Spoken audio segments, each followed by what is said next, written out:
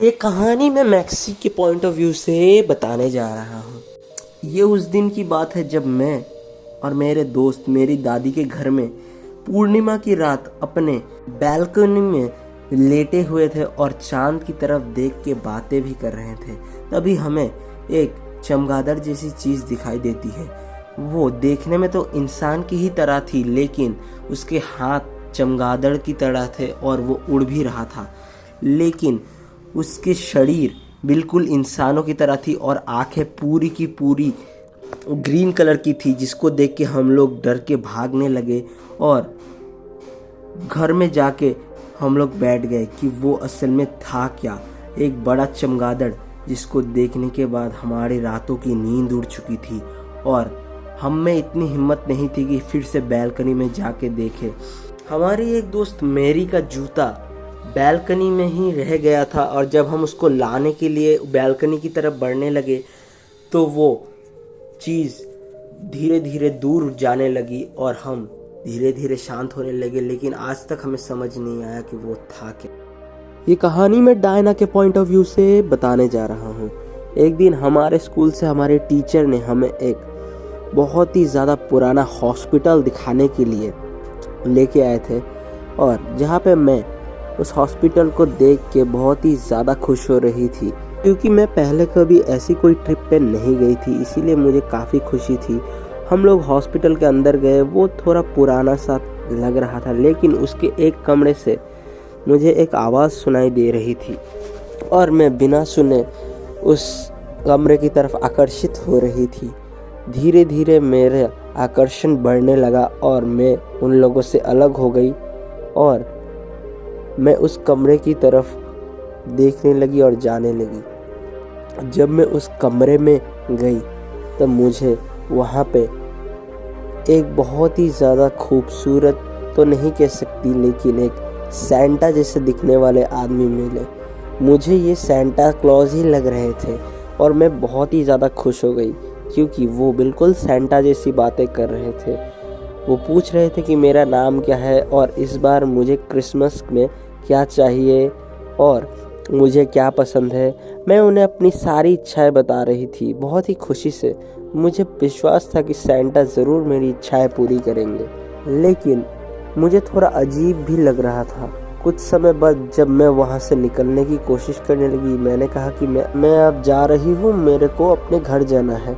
लेकिन तभी सेंटा ने मुझे कस के पकड़ लिया और उनकी मीठी मीठी आवाज़ अब बहुत ही ज़्यादा खतरनाक आवाज़ में बदल चुकी थी और मुझे जकड़ के रखा था उन्होंने। और मैं सोच रही थी कि मेरे मॉम मेरे को कितना ज़्यादा प्यार करती है और मैं उनके पास जाना चाहती हूँ। जब मैंने उसको बताया तो धीरे धीरे वो मुझे पकड़ के रखे, लेकिन मैंने उनके हाथ में काट लिया और मैं वहाँ से जल्दी निकलने लगी। लेकिन सेंटा फिर से मुझे मीठी आवाज़ में बुलाने लगे, लेकिन इस बार मैंने उसको अनसुना कर दिया और फिर मैं अपने क्लास में आके बैठ के ड्राइंग करने लगी।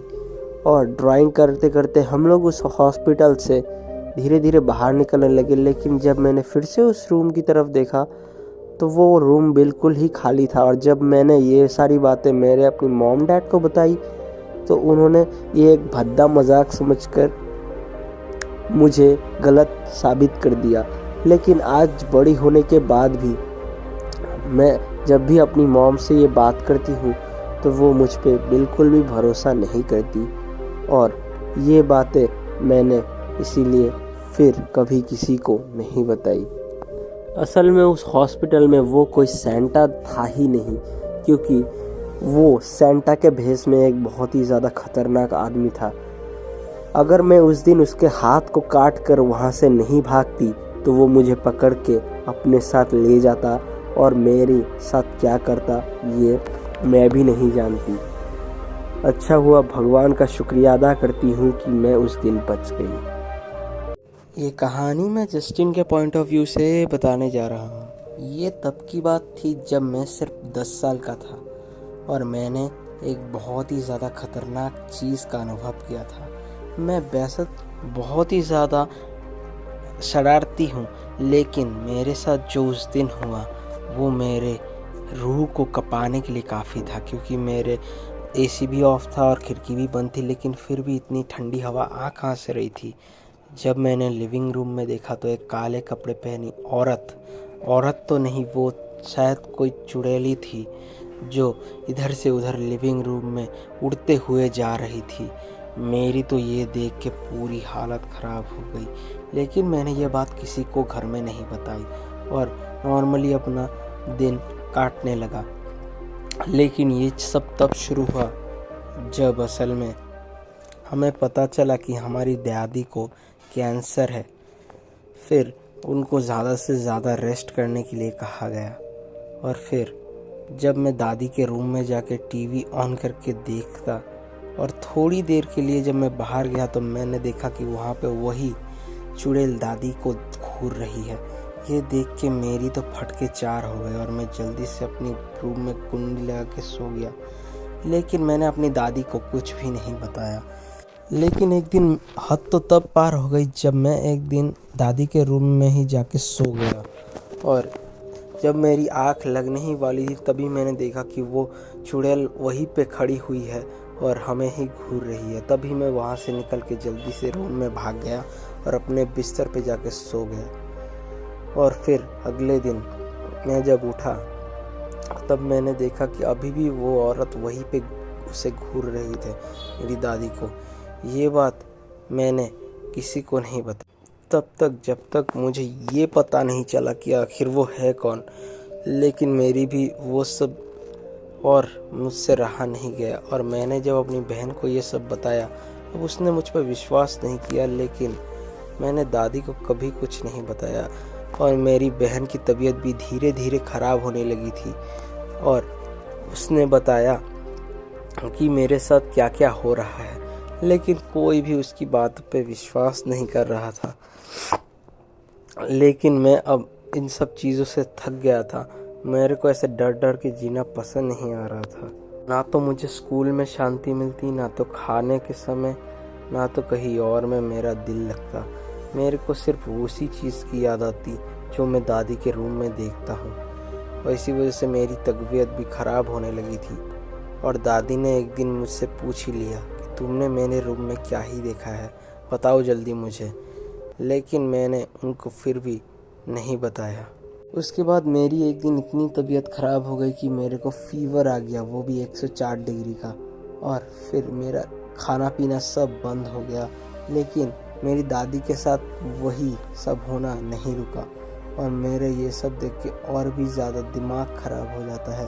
और मेरा जो बड़ा भाई है वो कैट लवर है, वो हमेशा बिल्लियों को अपने पास रखता है। और दादी के रूम में एक दिन वो रहने के बाद ही उसको भी पता चल ही गया था कि उसके रूम में क्या होता है। और मेरे को उसकी चिल्लाने की आवाज़ भी सुनाई देने लगी और मैं डरने लगा। मेरे दरवाजे पर जब नॉक हुई मैं बहुत ही ज़्यादा डर गया और उठ के जल्दी से जाकर गेट को खोला। देखा कि मेरा भाई और उसकी बिल्लियाँ वहीं पे खड़ी हैं और मेरे भाई को भी पता चल चुका था कि दादी के साथ वहाँ पे क्या हो रहा है। और फिर मेरी बिल्लियों ने भी जब उस रूम के अंदर गया तो वहाँ पे उनको कुछ भी सस्पिशियस नहीं दिखाया, क्योंकि बिल्लियों को भूत दिखते हैं। असल में वहाँ पे वो भूतनी अब नहीं थी, क्योंकि उस भूतनी का काम तो हो चुका था। असल में उस भूतनी का शिकार दादी नहीं, मेरी बहन थी, जिसको वो लेके चली गई थी। लेकिन अब मेरी दादी के साथ वैसा कुछ भी नहीं होता।